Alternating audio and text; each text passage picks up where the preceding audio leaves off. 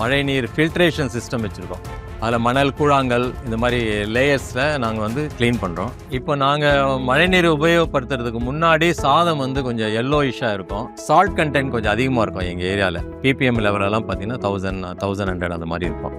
அதில் சமைச்சு அதில் குளித்ததுக்கும் இப்போ நாங்கள் மழைநீரில் சமைச்சு நாங்கள் குளிக்கிறதுக்கும் எங்கள் ஸ்கின்ல இருந்து எங்களுக்கு சாதம் அந்த குவாலிட்டி, டேஸ்ட்டு எல்லாத்துலேயுமே ஒரு நல்ல வேரியேஷன் இருக்குது. எங்கள் வீட்டில் எனக்கு 3 கிராண்ட் சில்ட்ரன் இருக்காங்க. அவங்க பிறந்ததுலேருந்தே மழை நீர் தான் குடிக்கிறாங்க. நாங்கள் ஆர்ஓ வாட்டரோ இல்லை பாட்டில் வாட்டரோ நாங்கள் எங்கள் வீட்டில் உபயோகப்படுத்துறதே கிடையாது. இது வரைக்கும் சென்னையில் எங்களுக்கு வந்து மழைநீர் அவைலபிலிட்டி வந்து பிரச்சனை வந்ததே கிடையாது. நாங்கள் 5-6 வருஷமாக நாங்கள் பண்ணிகிட்டு இருக்கோம். இது வரைக்கும் மழை இல்லை, அதனால எங்களுக்கு சேமிப்பு இல்லை அப்படிங்கிற ஒரு நிலைமை இது வரைக்கும் வந்தது இல்லைங்க. குடிநீருக்காக இங்கே வந்து ஒரு 200 ஸ்கொயர் ஃபீட் நாங்கள் வச்சுருக்கோம். இந்த ஏரியாவில் விடுற மழை நீரை தான் நாங்கள் குடிநீருக்காக உபயோகப்படுத்துவோம். மற்ற ஏரியாவில் விடுற மழை நீரை வந்து நாங்கள் குளிப்பதற்காகவும் துணி துவைப்பதற்கு மற்ற காரியங்களுக்கு பயன்படுத்துவோம். ஓவர்ஃப்ளோ ஆகிற தண்ணியே எங்கள் வீட்டில் போர்வெல் இருக்குது. அந்த போர்வெல்லை நாங்கள் ரீசார்ஜ் பண்ணிடுவோம். இவங்களை போல மழை நீரை உங்க வீட்டுல குடிநீராகவும் புழக்கத்துக்கும் பயன்படுத்தணுமா? நம்ம ஈஷா காவேரி கூக்குரல் இயக்கம் வர மார்ச் 22ஆம் தேதி அன்று திருச்சி SRM கல்லூரியில மழைநீரே அமிர்தம் என்ற மாபெரும் கருத்தரங்கம் நடத்துறாங்க.